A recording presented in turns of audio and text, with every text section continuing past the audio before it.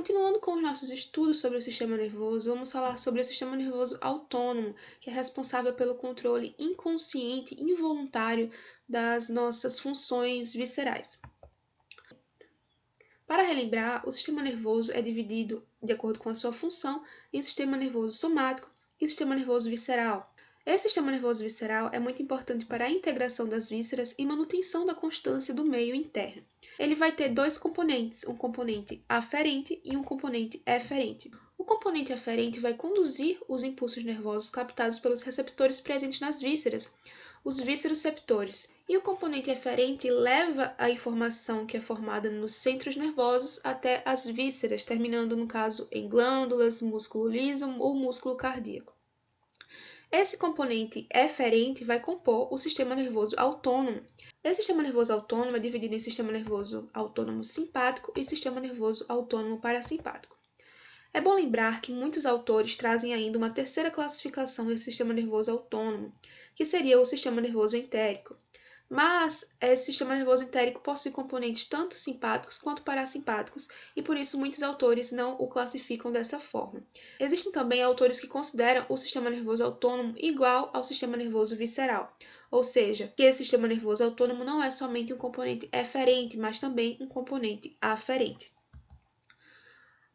A principal formação anatômica do sistema simpático é o tronco simpático. Esse tronco é formado por gânglios, ou seja, corpos de neurônios fora do sistema nervoso central, que se ligam através de ramos interganglionares. Então, os corpos desses neurônios pertencentes ao sistema nervoso simpático estão dentro da medula espinhal, começando aqui no nível da primeira vértebra torácica e indo até a vértebra lombar L2. Os corpos desses neurônios que estão presentes aqui no sistema nervoso central vão emitir seus axônios que saem desse sistema nervoso central a partir das raízes ventrais, assim como os axônios que vão levar a informação para os músculos esqueléticos. Mas a partir de um momento, eles se destacam dessas raízes nervosas e fazem sinapses com os corpos de neurônios que estão fora do sistema nervoso central, que são esses gânglios aqui do tronco simpático.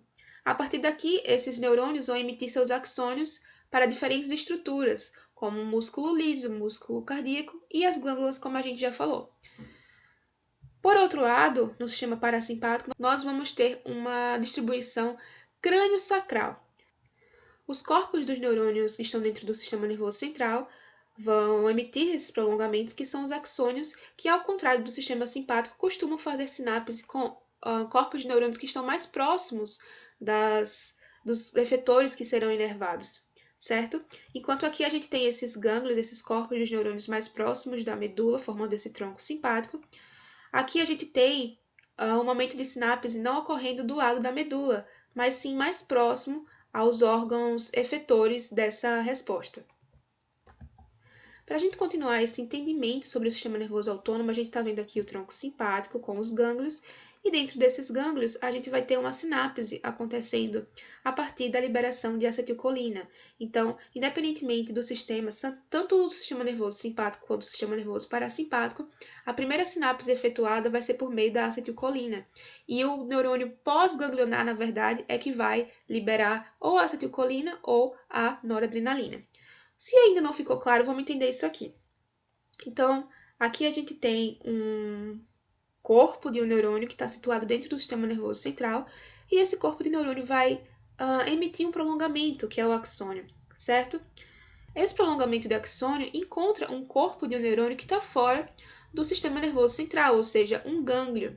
Então, a gente pode chamar essa fibra que encontra e faz sinapse com esse corpo celular fora do sistema nervoso central de fibra pré-ganglionar, porque ela está anterior ao gânglio. Então, essa estrutura aqui é o gânglio, que é o corpo de um neurônio fora do sistema nervoso central, e esse corpo neuronal vai emitir um prolongamento, que é o axônio, para os órgãos efetores. Esse prolongamento fica então conhecido como fibra pós-ganglionar. Como a gente já falou, a primeira sinapse que ocorre entre a fibra pré-ganglionar e o gânglio ocorre por meio de acetilcolina em ambos os sistemas, tanto no sistema nervoso autônomo parasimpático, quanto no sistema nervoso autônomo parasimpático. E os receptores colinérgicos, ou seja, os receptores que se ligam a essa acetilcolina, presentes nos gânglios são sempre receptores nicotínicos. Já as fibras pós-ganglionares aqui no sistema nervoso autônomo simpático vão sempre secretar acetilcolina sobre esses órgãos efetores. Esses órgãos efetores vão reconhecer essa acetilcolina a partir de receptores muscarínicos, como a gente vai ver adiante. No sistema nervoso simpático, depois da sinapse que é feita entre a fibra pré-ganglionar, que sai lá do sistema nervoso central, e o gânglio fora do sistema nervoso central, através da acetilcolina, esse gânglio vai emitir seus axônios, certo? Suas fibras pós-ganglionares, que chegam até esses efetores e liberam a norepinefrina ou noradrenalina, são a mesma coisa. Esses efetores vão possuir receptores do tipo alfa e receptores do tipo beta, como a gente vai ver também mais na frente. É interessante notar que há exceções para essa liberação aqui pós-ganglionar. Aqui nas glândulas sudoríparas, as fibras pós-ganglionares vão liberar acetilcolina em vez de norepinefrina. Outra exceção que ocorre aqui é que a medula suprarrenal, que também é uma produtora de norepinefrina e epinefrina, é estimulada por fibras pré-ganglionares que secretam acetilcolina, enquanto essa medula da suprarrenal vai apresentar também receptores nicotínicos. Então, o sistema nervoso parasimpático é um sistema que busca manter, conservar a nossa energia. Sem ele, a gente não teria possibilidade de vida. Essas ações do sistema nervoso parasimpático são efetuadas através dos receptores chamados de receptores colinérgicos, e eles podem ser de dois tipos: os receptores nicotínicos, como a gente falou, que são canais iônicos regulados por ligantes, e receptores muscarínicos, que são receptores acoplados à proteína G. Existem dois tipos de receptores nicotínicos, como a gente viu no slide anterior: os receptores nicotínicos neuroniais e os receptores nicotínicos musculares. Os receptores nicotínicos neuroniais estão presentes nos gânglios, tá? Aqueles gânglios que fazem sinapse com as fibras pré-ganglionares, tanto no sistema nervoso simpático quanto no sistema nervoso parasimpático. E também vai estar presente, como a gente viu, na medula da adrenal. Os receptores nicotínicos musculares vão estar presentes nos músculos estriados esqueléticos. Lembram lá daquela aula logo no início que a gente falou sobre esse tipo de receptores? Então, esses receptores vão desencadear um potencial de ação nesse músculo, permitindo a sua contração. Existem 5 tipos de receptores muscarínicos: os receptores M1, M2, M3, M4 e M5, como a gente vai ver daqui a pouco. A acetilcolina, que é produzida lá dentro do neurônio, vai ser liberada a partir de vesículas, né? Como a gente está vendo aqui, a Carol deve ter explicado as SNAPs, que são responsáveis por essa fusão da vesícula com a membrana plasmática e essa liberação da acetilcolina. Quando a acetilcolina é liberada, ela pode agir tanto sobre receptores metabotrópicos, ou seja, receptores acoplados à proteína G, que podem ser de 5 tipos, e pode agir sobre receptores nicotínicos, que podem ser neuroniais, caso estejam presentes nos neurônios, e musculares. Os receptores muscarínicos têm 5 tipos, como a gente falou, e eles são mais predominantes em determinados locais do corpo. Os receptores do tipo M1 são mais abundantes no sistema nervoso central, nos gânglios e em glândulas, tanto as salivares como as glândulas presentes no estômago. Os receptores M2, por sua vez, predominam no coração, no sistema nervoso central e em tecidos periféricos. Os receptores M3 estão presentes principalmente no músculo detrusor da bexiga e em músculos presentes em tecidos periféricos, como os músculos dos bronquíolos, além do sistema nervoso central. O M4 está presente tanto no sistema nervoso central quanto em tecidos periféricos, e o M5 está presente, mesmo que em menor quantidade, majoritariamente no sistema nervoso central. Os receptores M1, M3 e M5 são receptores metabotrópicos acoplados à proteína GQ. Tá? Essa proteína G vai ser ativada a partir da ligação da acetilcolina com o receptor, e quando ativada ela vai se dividir nas subunidades alfa e beta-gama. Ela pode executar duas funções diferentes aqui. Elas podem ativar a fosfolipase C-beta, como a gente viu, e podem ativar outra fosfolipase que a gente não viu ainda, mas que é muito importante, que é a fosfolipase A2, que vai clivar fosfolipídios de membrana, formando o ácido araquidônico, e esse, por sua vez, por ação de ciclooxigenases, vai formar os chamados eicosanoides. Já a PLC-beta vai clivar fosfolipídios de membrana, em IP3 e DAG. O IP3 vai agir sobre o retículo endoplasmático, fazendo com que haja uma liberação do cálcio para dentro do citosol. E esse cálcio, junto com o DAG, vão ativar a pKa, que é uma enzima, é uma quinase. E essa quinase vai fosforilar diferentes alvos e, por isso, gera diferentes efeitos. Já os receptores M2 e M4 são receptores metabotrópicos acoplados a uma proteína GI ou G0. Nesse caso, a subunidade alfa dessa proteína G, quando ativada, vai levar à inibição da adenililciclase e inibição de canais de cálcio, enquanto a subunidade beta-gama pode levar à ativação de canais de potássio de efluxo, e isso leva a uma hiperpolarização e inibição de membranas excitáveis. Os receptores M1, que são acoplados à proteína GQ, vão levar a um aumento da função cognitiva, aumento das secreções, então a gente pode pensar a GQ vai gerar um aumento do cálcio intracelular e esse cálcio é fundamental para o processo de liberação dessas secreções. E também vai levar ao aumento da despolarização dos gânglios. Os receptores M2, lembra lá, eles são receptores acoplados a uma proteína GI, uma proteína inibitória. Ele vai provocar efeitos cronotrópicos e ionotrópicos negativos lá no coração, ou seja, vai diminuir a frequência cardíaca e diminuir a força de contração do músculo cardíaco. Além disso, eles proporcionam uma menor transmissão ganglionar. Os receptores M3 e M5 são receptores também acoplados a uma proteína GQ. Essa proteína GQ vai levar ao aumento do cálcio intracelular, lembram? E isso favorece a contração do músculo liso, que nesse caso vai ser da bexiga, dos bronquíolos, do útero, além de aumento da secreção glandular, porque esse cálcio vai ser importante para esse processo de liberação e fusão dessa vesícula com a membrana plasmática. Enquanto isso ocorre nos receptores M3, nos receptores M5 há uma facilitação da liberação de dopamina, pelo mesmo motivo, além de intensificação do mecanismo de procura e busca relacionado com as drogas. Os receptores M4, por sua vez, que estão acoplados ali a proteínas inibitórias, a proteína G inibitória, vai levar a uma inibição da liberação de neurotransmissores, além de um processo de analgesia, já que esses neurônios não conseguem se comunicar efetivamente porque alguns estão inibidos. Como vocês estão vendo aqui na foto, há exemplos de receptores muscarínicos do tipo M2 e M4, em que a ativação de uma proteína GI, e essa proteína GI pode, então, inibir a adenilato ciclase, e isso faz com que os níveis de AMP cíclico caiam, que a pKa não seja ativada, com que haja uma diminuição de alvos fosforilados dentro da célula e, portanto, que tenha uma resposta biológica inibida. Além disso, a subunidade beta-gama pode ativar canais de potássio de fluxo, levando a uma hiperpolarização da célula, ou seja, a célula acaba por ficar mais negativa do lado intracelular e mais positiva do lado extracelular.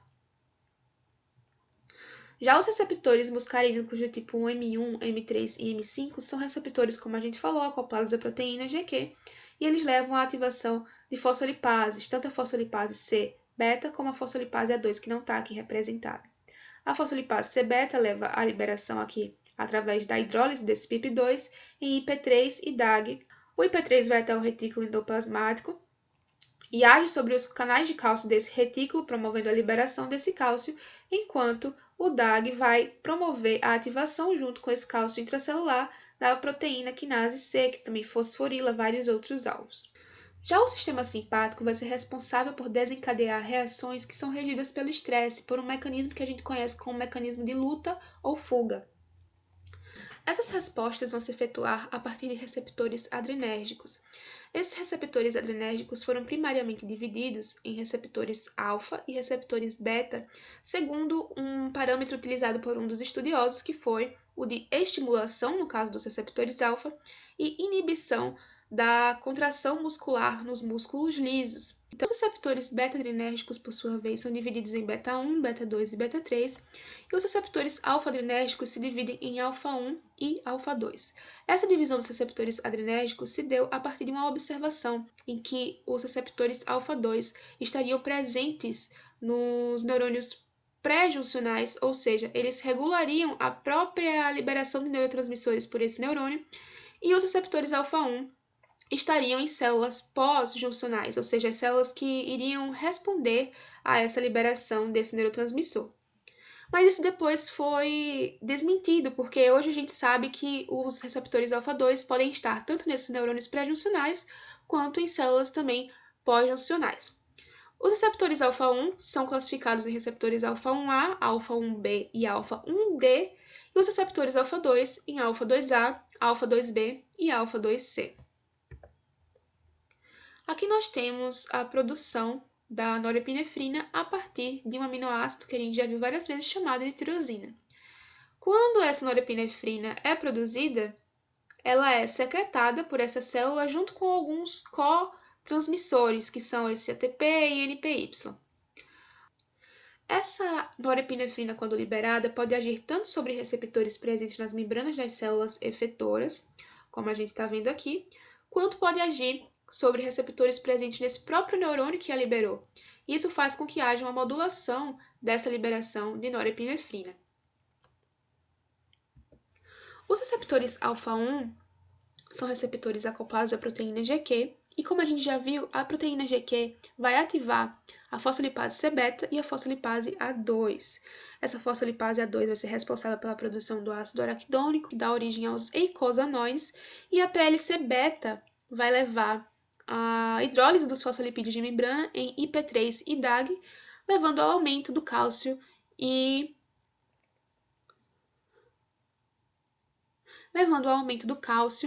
ativação da PKC, que pode fosforilar diferentes alvos. Os receptores do tipo alfa-1 são mais predominantes no coração, no fígado, no músculo liso, nos vasos sanguíneos, nos pulmões, no córtex cerebral e no hipocampo. Eles vão promover a contração dos músculos lisos vasculares por esse aumento de disponibilidade do cálcio intracelular, com exceção do TGI. Além disso, promovem a glicogenólise no fígado. Já os receptores alfa-1B estão mais presentes no coração, nos rins, nos pulmões, nos vasos sanguíneos e no córtex cerebral e vão levar ao crescimento e estruturação do coração. Os receptores alfa-1D são os principais vasoconstritores da aorta e das artérias coronárias. Os receptores alfa-2 estão acoplados à proteína GI, e essas proteínas GI podem, a partir da sua ativação, inibir a adenililciclase e canais de cálcio e ativar, por meio da subunidade beta-gama, canais de potássio, levando à hiperpolarização e inibição das membranas excitáveis. Como a gente está vendo aqui, existem algumas funções vasoconstritoras desses receptores alfa-2. Então, como é que se explica essa vasoconstrição, já que a proteína G aqui é uma proteína inibitória que diminui a resposta celular? E por mais que existam coisas a serem esclarecidas sobre a atuação dessas proteínas GI, sabe-se que elas nos receptores alfa-2 podem levar a um aumento da disponibilidade do cálcio intracelular e podem ativar proteínas quinase que vão fosforilar a cadeia leve da miosina nos músculos lisos, permitindo o seu acoplamento aos filamentos de actina e então a contração muscular. Então, os receptores alfa-2 vão estar presentes ali nos neurônios simpáticos, principalmente, nos gânglios autonômicos, e também vão estar, em menor quantidade, presentes no pâncreas, nos vasos coronários e nos vasos do sistema nervoso central. Esses receptores alfa-2A são os principais receptores inibitórios nos neurônios do sistema nervoso simpático. Eles, como eu falei, vão regular a própria liberação dessa norepinefrina pelos neurônios pós-ganglionares. Já os receptores alfa-2B estão mais presentes nos rins, no fígado, no pâncreas, nos vasos sanguíneos, nos vasos coronários e nos vasos do sistema nervoso central. E eles são os principais vasoconstritores desses receptores alfa-2. Isso acontece, como eu falei, por conta de mecanismos alternativos que não são muito esclarecidos, mas que explicam que esses receptores acoplados à proteína GI podem levar a um aumento da tensão a partir da fosforilação das cadeias leves de miosina, fazendo com que haja a contração muscular dessa musculatura lisa. Há também aqui uma menor liberação de insulina, devido ao papel mesmo da AGI, além de maior lipólise e gliconeogênese. Já esse receptor alfa-2C vai estar presente nos gânglios da base, no córtex, no cerebelo e no hipocampo, e justamente pelo papel da GI consegue modular a liberação da dopamina no sistema nervoso central e de hormônios pela glândula suprarrenal.